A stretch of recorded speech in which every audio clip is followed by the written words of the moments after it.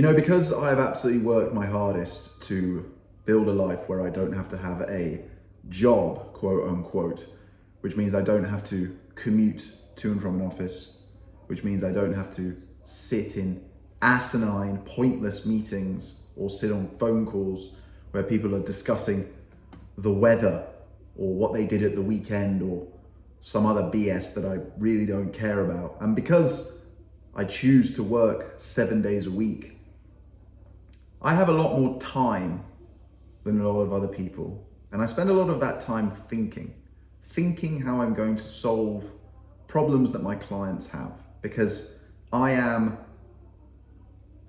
at my detriment, driven to help others. And I say at my detriment because whilst it does provide me with my income, it also provides me with a lot of stress. Not because my clients provide me with stress, but because I want them to do better. I want them to be better. I want them to be and achieve and do as much as they physically and mentally can. So I am constantly thinking about how I can solve problems that they have. I'm also trying to think about problems that they might not even have or that they might not have come across yet. And as a result of all that, I spend a lot of my time absolutely furious at the inane ineptitude of society. Of the fact that out of all I can assume is fear and despair, so many millions, if not billions of people are seemingly voluntarily buying crap that they think is going to solve all of their problems, is going to give them shortcuts. And today we're going to talk about those. We're going to talk about the things that you do not need to buy to achieve your fitness goals. The things that make me the most furious. I'm not going to name company names, except for one, which I'm going to save for the end, because I don't want to get sued. But these are things that are available on the market, mass market, can be bought, as long as you've got, I don't know, like an Amazon account and a credit card. And they cost a lot of money, some of them. But people will buy them in their droves, and they buy them because they think they're going to solve a problem. That's why people buy anything. They think it's going to solve a problem. They think it's going to alleviate them from a painful position that they are in. People only do things when they are in enough pain, and money is their mechanism to try to reduce that pain. It's one of the mechanisms. It's not the only mechanism, but in a consumeristic society that we live in, money is the main mechanism that people use to solve their problems. And because we've been programmed to believe that the more we spend, the easier or the quicker the problem will be resolved, it's like open season for these companies to, quite frankly, take the piss out of you and steal your money. And I say steal because they're not giving you any value back. They're giving you perception of value, but they're not giving you actually any value. And it's funny, one of the things that both me and my old business partner, Harry, have done in the last year or so is double our pricing for our one-to-one coaching online.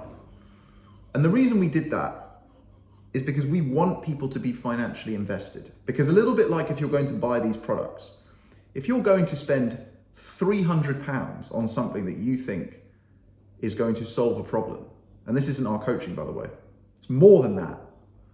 If you're going to spend £300 though, you are spending a lot of money. You are thinking, oh, this is going to work. This is going to solve my problem. Imagine your dismay and disappointment when you realize that it has done absolutely nothing for you. So I thought about this, and separately, my old business partner thought about this, and we were like, hang on a second.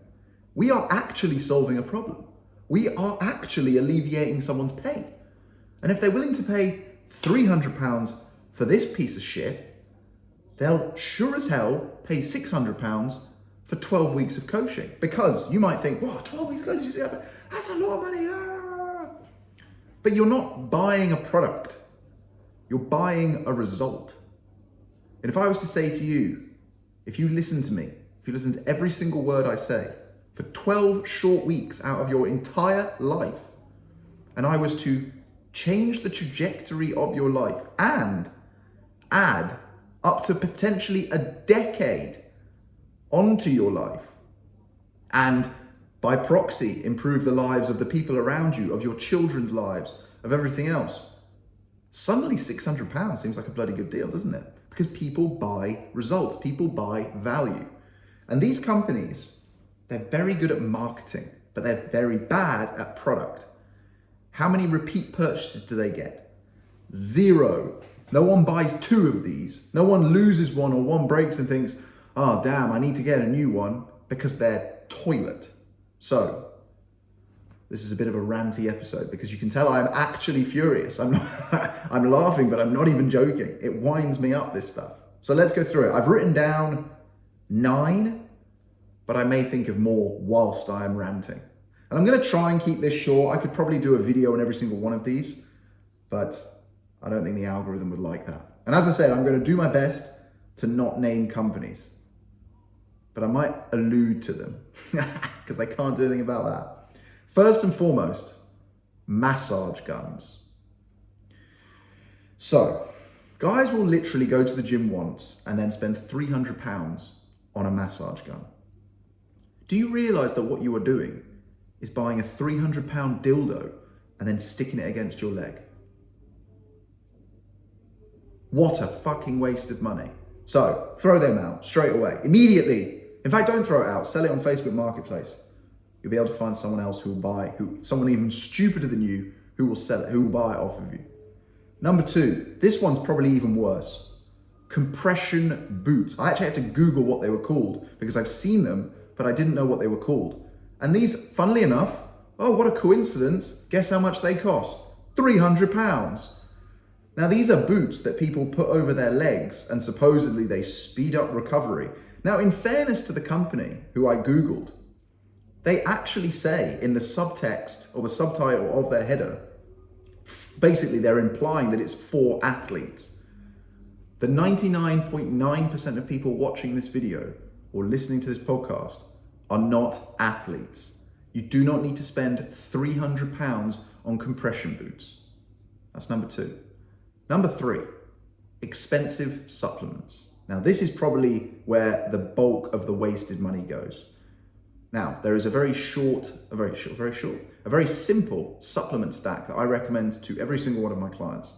There are 4 key ingredients to this: creatine, vitamin D, a multivitamin, and good high-strength omega-3s. If you wanted to throw a 5th on top, I would say electrolytes. But that's an if.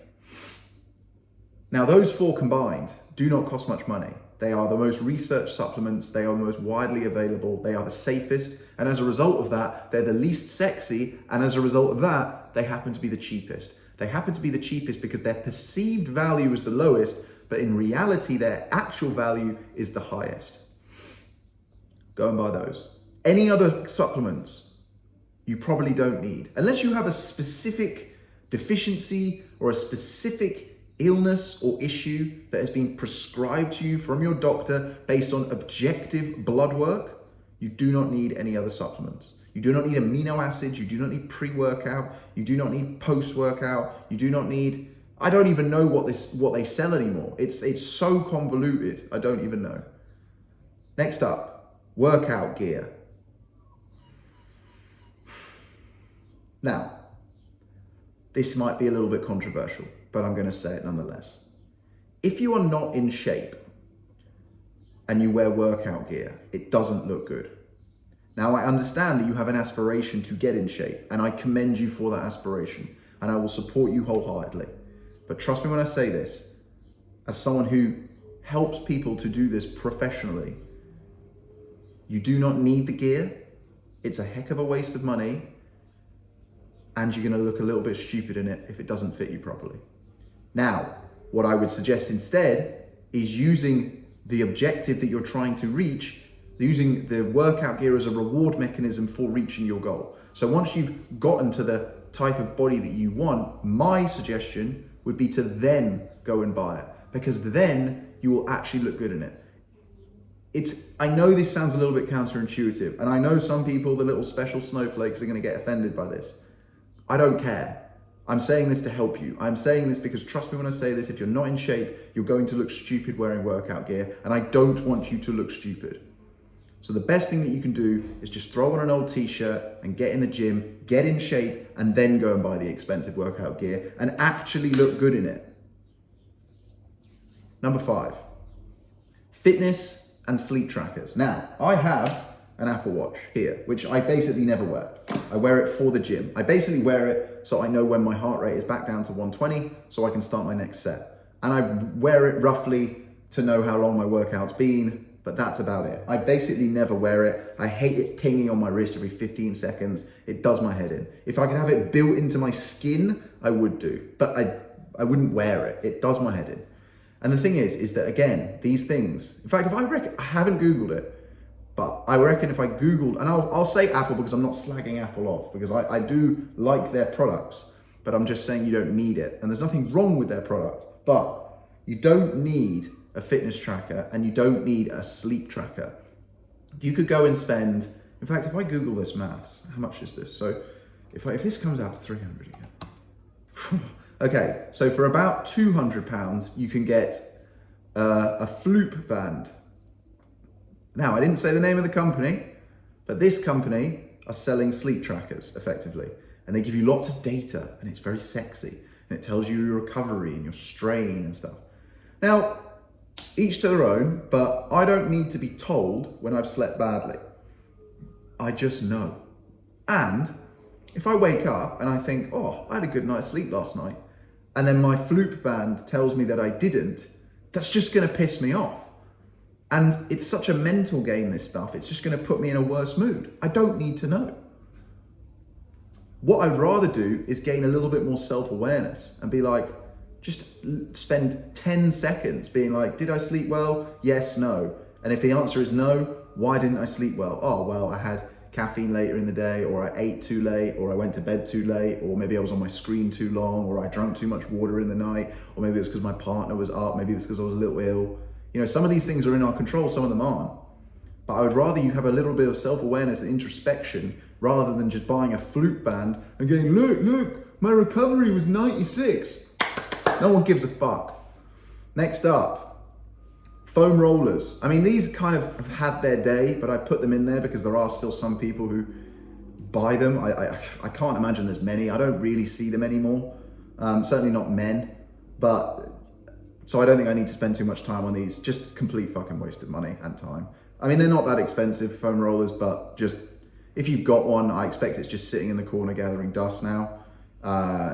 If you haven't got one, you don't need one. Next up, I'm trying to think of how not to say the company name. So they sell bikes, which you put in your home, but don't move and cycle on the spot. Do you know what I mean? And actually, let me Google how much they cost. This won't take me long. Please hold. Gee, that can't be real. Oh, that's not even it. Ah, lovely. They've got a monthly cost now. How fantastical. And it costs you $1,200 over the course of a year. Do you know what you could buy with $1,200? You could buy an entirely new bed. You could buy blackout blinds. You could buy an air conditioning system, new pillows, duvet, and you'd probably still have money left over to go on holiday rather than buying one of these bikes.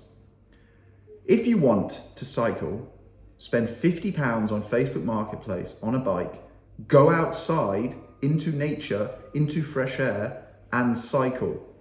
Do not spend $1,200 a year so that you can sit stationary, not moving, in your living room and use it as a clothes hanger for the other 6 days of the fucking week. Wow, what a waste of money. Next up, it's not so much a thing that you can buy, but more a fad that you can buy into. And I say this one, and I'm picking on this because of how exorbitantly expensive it is compared to the rest of the fitness world. CrossFit. Now, I'm not slagging CrossFit as a methodology off. What I am slagging off is the fact that they, as a company, force their franchises to charge in excess of £150, £200, $250, whatever it might be, for a monthly membership for you to go and do a load of movements that for the vast majority of people are just going to fast track you to getting injured. They have no nutritional knowledge. Most of the trainers in there, they're so badly qualified, it's an absolute joke. And my biggest beef with CrossFit is the cost. It's ridiculous. You go and stand in a cold room and get shouted at by some guy who was in the army. I love the community aspect of it. I love that it's getting people moving, but running clubs get people moving and they're free. You know, you could go to a gym class. You could sign up to a Pure Gym for £20 a month and go to a class and it's free. This idea that because I'm spending £200, it's going to be better. Ironically, it might be worse, because if you go into a Pure Gym, you might find a new young PT who's 18, 19, 20 years old, who's cutting his cloth in the industry, who's young, he's keen, he's eager, or she could be a woman as well. But if you go to CrossFit, you're just going to get some fucking moron who's probably vegan and who's probably so convinced that his methodology you have to do this and you have to eat like this and you have to do this, and all they do is they stand there like tyrants and shout at you because they got so many of their own mental health issues they can't deal with themselves, and they'd rather vent it to you than go to therapy themselves. It's pathetic. CrossFit, waste of fucking money. Last but not least, and I will name this company because the guys at Bell End, Zoe, anyone or anything or any company that asks you to send your shit off for analysis and then charges you to use their product is a fucking joke. So I got angry as I went through that. Let's do a meditation together. I'm joking. Now, obviously, listen, guys, I am joking a little bit when I say all this stuff. But there are a lot of fads in the fitness world. And if I look at this stuff again and I think about all of this, I understand why people buy into this stuff. I really do. People buy into this stuff because they think they've tried everything. They're desperate. They're in despair. They're in a lot of pain. Because again, that's why they spend money. They're spending money to try and solve a problem and trying to alleviate some pain. And they're convinced, absolutely convinced, that they're doing everything right and that they've tried everything. The reality is they might have tried everything, but they just haven't tried it for long enough. They haven't had the support, the accountability, the education and the coaching that they need to be able to keep them on track, hold them accountable. And more often than not, most people haven't tracked a single metric in their life. They have no idea how much they're eating, what quality of food they're eating, how much sleep they're getting, unless they're wearing a fucking flute band. And you know, all of this stuff, they're not doing the basic stuff well, and they're not doing it consistently enough. So trust me when I say this. I know it sounds sexy to tell your mates you've bought a massage gun and you're holding a dildo against your leg, a 300-pound dildo. Take the societal context out and just think logically what you're actually doing. Imagine, right now we're laughing at these guys who are walking around with these, what they called eye masks or whatever they are, the Apple Vision thingy. They look like morons, right? Now, maybe that's going to become mainstream. I don't think it is. That's just one example. But that's how I think of it when I see these people sitting in a gym, overweight, and they're wearing compression boots, or they've got a massage gun and they're holding it to their groin. Like, what is wrong with you? So don't do it. And think about the money you're spending, and then as a result of that, all the money you could be saving to do something else, something completely different. You could be going on an amazing holiday. You could spend that on your kids, on your partner, or far more practically, you could invest that money in something that's actually going to help you. And I could reel off a load of things. Like I said it already, creating a much better sleep environment. That is going to exponentially improve your life. You could buy some blue light blocking glasses. That's going to cost you £50. You could buy a good resistance band on Amazon for £25, £30. That's basically all you need for warming up and cooling down. There's so much stuff you could do. You could invest in a coach. You could invest in a good coach, and I'm not even selling myself here, any good coach.